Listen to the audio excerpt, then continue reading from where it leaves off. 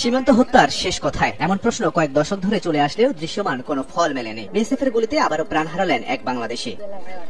পঞ্চগড়ের মোমিনপাড়া সীমান্তে ভারতীয় সীমান্তরক্ষী বাহিনীর গুলিতে আনোয়ার হোসেন নামের এক গরু ব্যবসায়ী নিহত হয়েছেন।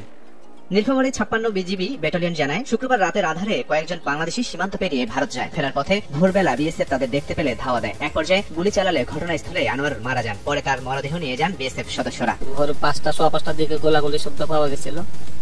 এরপরে বিজিবি চিহ্নিত করতে পেরেছে এই ভারতীয় সীমান্তে একজন লাশ পড়ে আছে। একজনকে মারা ফেলছে, একজনকে আটক করে রাখছে।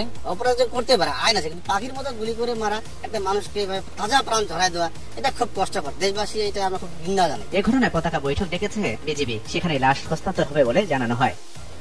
প্রতি বছরই বহু বাংলাদেশি মারা যাচ্ছেন বিএসএফ এর গুলিতে। চলতি বছরের সেপ্টেম্বরে মায়ের সঙ্গে ভাইকে দেখতে ভারতের ত্রিপুরা যাওয়ার সময় বিএসএফ এর গুলিতে প্রাণ যায় 14 বছর বয়সী স্বর্ণা দাসের। ঠাকুরগাঁওয়ে নিহত হন বাংলাদেশি কিশোর। বাদ পড়েনি অক্টোবর নভেম্বর মাস। 7 অক্টোবর কুমিল্লায় ভারতের সীমান্তরক্ষী বাহিনীর গুলিতে মারা যান এক বাংলাদেশি যুবক। নভেম্বরে ব্রাহ্মণবাড়িয়া কসবা সীমান্তে 2 বাংলাদেশি আহত হন।